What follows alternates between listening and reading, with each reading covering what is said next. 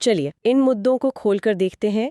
28 फरवरी 2026 की वो सुबह। बिल्कुल, एक ऐसी सुबह जिसने वैश्विक कूटनीति और मध्य पूर्व के पूरे भूराजनीतिक परिदृश्य को एक ही झटके में बदल कर रख दिया। आज के इस विस्तृत विश्लेषण में हम बहुत तेजी से इस ऐतिहासिक और अभूतपूर्व घटना की तह तक जाने वाले हैं। हाँ, क्योंकि इस घटना ने दशकों पुरानी जो यथास्थिति थी, जो स्टेटस को था, उसे पूरी तरह से तोड़ दिया है। सही कहा। और हम बात कर रहे हैं संयुक्त राज्य अमेरिका और इजराइल के उस जॉइंट मिलिट्री ऑपरेशन की, जिसका सीधा और सटीक लक्ष्य था ईरान के सुप्रीम लीडर अली खामेनेई की मृत्यु। बिना किसी लंबी भूमिका के सीधे इस जटिल रणनीतिक मुद्दे के अंदर चलते हैं। इस चर्चा का हमारा जो मुख्य उद्देश्य है वो ये समझना है कि आखिर हुआ क्या था। और उपलब्ध स्रोतों के आधार पर यह भी समझना है कि खामेनेई आखिर थे कौन, यह हमला क्यों हुआ, और सबसे जरूरी बात, इसके पीछे के कानूनी और भौगोलिक कारण क्या है और अब आगे क्या होने वाला है। बिल्कुल। इस शक्ति शून्यता या पावर वैक्यूम के बाद मध्य पूर्व किस दिशा में जा रहा है? पर आगे बढ़ने से पहले मैं यहाँ एक बात बहुत स्पष्ट कर दूं। जी। हमारे पास जो भी स्रोत मौजूद हैं, चाहे वे लेफ्ट विंग के हों या राइट विंग के, हाँ, हम यहाँ केवल कच्चे तथ्यों और रणनीतिक पहलुओं का कड़ाई से और पूरी तरह निष्पक्ष होकर विश्लेषण कर रहे हैं। हम किसी भी देश या विचारधारा का समर्थन नहीं कर रहे हैं। सही बात है। स्रोतों में जो जटिल जानकारियां दी गई हैं उन्हें हम बस बिना किसी पूर्वग्रह के प्रस्तुत कर रहे हैं। तो अगर हम इस पूरी कहानी के केंद्र बिंदु यानी अली खामेनी से शुरुआत करें, तो वो 1989 से सत्ता के शीर्ष पर काबिज थे। और ये कोई आम राजनीतिक कार्यकाल नहीं था। ईरान में सुप्रीम लीडर का पद राष्ट्रपति या सेना प्रमुख से भी कहीं अधिक शक्तिशाली होता है, वही अंतिम निर्णायक होते हैं। ये एक ऐसा पद है जहां सत्ता का पूर्ण केंद्रीकरण होता है। इसी सेंट्रलाइजेशन की वजह से उनका प्रभाव ईरान की सीमाओं से बहुत आगे तक फैला हुआ था। लगभग 4 दशकों तक उन्होंने एक ऐसी विदेश नीति को आकार दिया जिसने पूरे मध्य पूर्व के शक्ति संतुलन को प्रभावित किया। और अगर स्रोतों के रणनीतिक नजरिए से देखें तो उनके नेतृत्व में मुख्य रूप से 4 चीजें शामिल थीं। हाँ, पहला था उनकी महत्वाकांक्षी परमाणु नीतियां यानी न्यूक्लियर एम्बिशंस, जिन पर पूरी दुनिया की नजर रहती थी। दूसरा था उनकी आक्रामक सैन्य रणनीति। और तीसरा, जो बहुत अहम है, प्रॉक्सी समूहों का समर्थन, जैसे मध्य पूर्व में हिजबुल्लाह। बिल्कुल।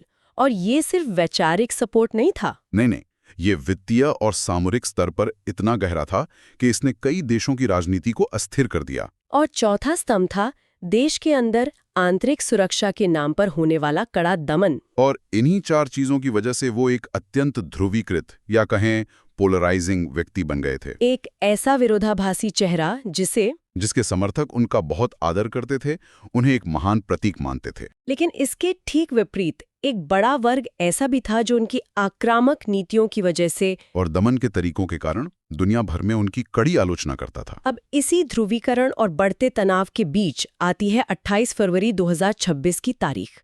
आखिर उस दिन हुआ क्या? अमेरिका और इजराइल ने एक बहुत बड़े पैमाने पर ऑपरेशन चलाया। एक ऐसा ऑपरेशन जिसने ईरान में कई रणनीतिक ठिकानों पर एक साथ हमला किया गया, जिसमें सबसे अहम लक्ष्य था खामेनी का अपना लीडरशिप कंपाउंड। और कुछ ही समय बाद ईरान के सरकारी मीडिया ने पुष्टि कर दी कि इस भीषण हमले में अली खामेनी और उनके परिवार के कई सदस्य मारे गए हैं। पर यहाँ स्रोतों से जो सबसे हैरान करने वाली बात निकलती है, ये कोई रातों रात लिया गया फैसला नहीं था। बिल्कुल नहीं, ये एक बेहद सटीक या कहें टारगेटेड हमला था। मतलब ये कोई अचानक किया गया ड्रोन स्ट्राइक नहीं था। नहीं, इसके पीछे अमेरिकी खुफिया एजेंसियों और इजरायली सेना के बीच एक लंबी निगरानी चल रही थी। सर्विलेंस और इंटेलिजेंस का लगातार आदान प्रदान। यहाँ जो सबसे दिलचस्प बात है वो ये है कि आखिर इस अभूतपूर्व हमले की नौबत क्यों आई।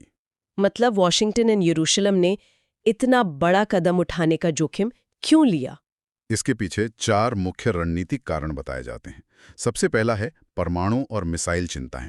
अमेरिका और इजराइल को लगता था कि ईरान आधुनिक परमाणु क्षमता हासिल करने के बहुत करीब है, और साथ ही लंबी दूरी की मारक क्षमता वाली मिसाइलें भी। उनका आकलन था कि ये वैश्विक शांति के लिए खतरा है। हालांकि ईरान हमेशा से ये दावा करता रहा कि उसका प्रोग्राम सिर्फ शांतिपूर्ण और नागरिक उद्देश्यों के लिए है। बिल्कुल, लेकिन हमलावर देशों के लिए दूसरा बड़ा कारण था प्रॉक्सी संघर्ष, यानी हिजबुल्लाह और अन्य लड़ाका समूहों को ईरान का सीधा समर्थन। हाँ, अमेरिका और इजराइल इसे मध्य पूर्व में अस्थिरता पैदा करने वाला सबसे बड़ा कारण मानते थे। और तीसरा कारण था एस्केलेशन या तनाव में वृद्धि। क्योंकि 2025 और 2026 की शुरुआत में ही तनाव अपने चरम पर पहुंच चुका था।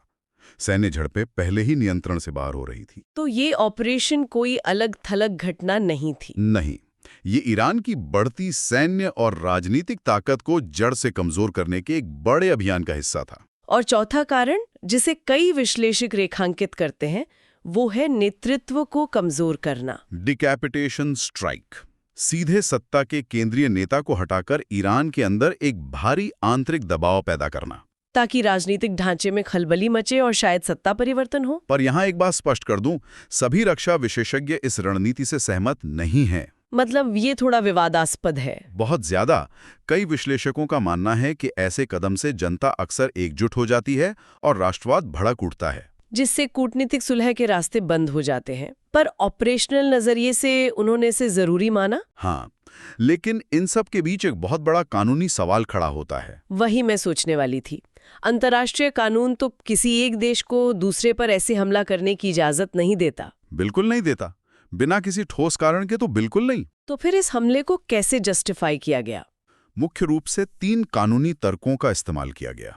पहला था आत्मरक्षा या सेल्फ डिफेंस, यानी जब कोई आने वाला या चल रहा खतरा हो, प्रीएम्प्टिव स्ट्राइक। हाँ।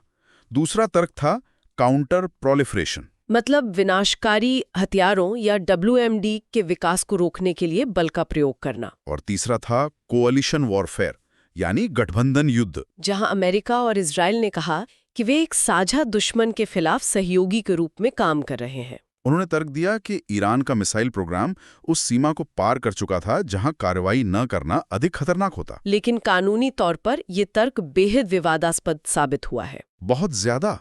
रूस और चीन जैसे कई देशों ने इस सैन्य कार्यवाही की कड़ी निंदा की। उन्होंने इसे सीधे तौर पर अंतर्राष्ट्रीय कानून और संप्रभुता का उल्लंघन बताया। नतीजतन ये स्पष्ट होता है कि ये हमला ईरान की कमजोरी के कारण नहीं हुआ, बल्कि इसलिए हुआ क्योंकि उसके दुश्मनों ने उसके कदमों को अपने लिए एक बड़ा खतरा मान लिया था। बिल्कुल।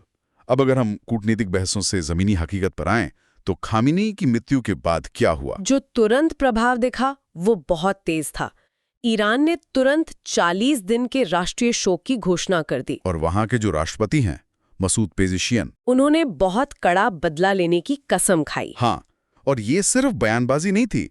हिजबुल्लाह जैसे प्रॉक्सी समूहों ने इजराइल पर दोबारा हमले शुरू कर दिए। अंतर्राष्ट्रीय स्तर पर भी प्रतिक्रिया मिली-जुली रही। कुछ ने निंदा की तो कुछ ने दबी आवाज में समर्थन किया। लेकिन सबसे बड़ा संकट ईरान के अंदर पैदा हुआ, एक लीडरशिप क्राइसिस। क्योंकि इतने लंबे समय से जो नेता सत्ता में था, उसका कोई स्पष्ट उत्तराधिकारी तुरंत नहीं चुना गया था, जिससे वहां एक पावर वैक्यूम या सत्ता का खालीपन पैदा हो गया। और इसका नतीजा ये है कि अब ये सिर्फ एक स्ट्राइक तक सीमित नहीं है। नहीं, ये आसमान में मिसाइलें चलने के साथ एक पूर्ण भौगोलिक राजनीतिक संकट बन चुका है, फुल ब्लोन क्राइसिस। अब चूंकि हम इस जटिल स्थिति पर बात कर रहे हैं, तो कुछ गलत फहमियों को दूर करना भी बहुत जरूरी है। हाँ, जो बहुत तेजी से फैल रही हैं।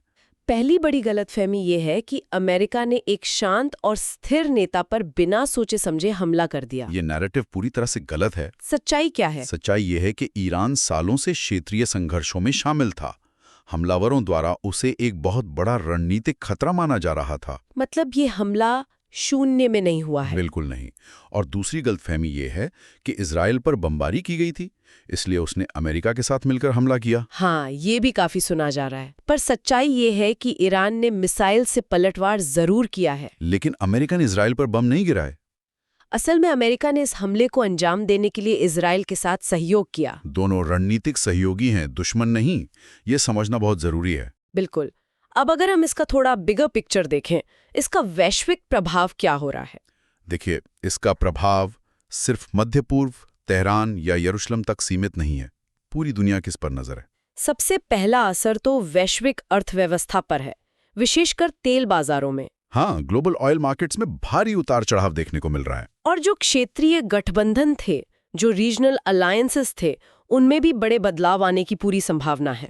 और जो ईरान के अंदर सत्ता का खालीपन है, वो आंतरिक अशांति को जन्म दे सकता है। Civil unrest. और ये जो प्रॉक्सी वॉर्स पहले से चल रही थीं, वे अब और ज्यादा भड़क सकती हैं। क्योंकि कोई केंद्रीय नियंत्रण नहीं बचा है।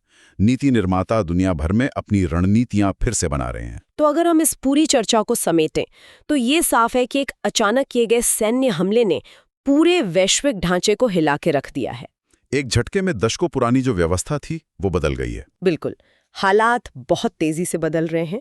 अब यहाँ एक सवाल जहन में आता है जिस पर विचार करना बहुत जरूरी है। हाँ, जब किसी देश में नेतृत्व का इतना बड़ा शून्य अचानक पैदा होता है तो क्या ये आंतरिक दबाव ईरान के बिखरे हुए गुटों को आपस में जोड़कर एक और भी बड़ा खतरा बना देगा, या फिर ये पूरी तरह से एक आंतरिक पतन की शुरुआत है जो मध्य पूर्व का नक्शा हमेशा के लिए बदल देगा? ये एक बहुत ही गंभीर सवाल है। क्या सैन्य कार्रवाई ने सच में खतरे को कम किया है या फिर कूटनीतिक रास्तों को बंद करके एक नए अनजान खतरे का दरवाजा खोल दिया है? कूटनीति बनाम सैन्य कार्रवाई के इस परिणाम पर विचार करना अब सबसे ज्यादा जरूरी है। और इसी विचारणीय प्रश्न के साथ हम आज के इस गहरे विश्लेषण को यहीं विराम देते हैं।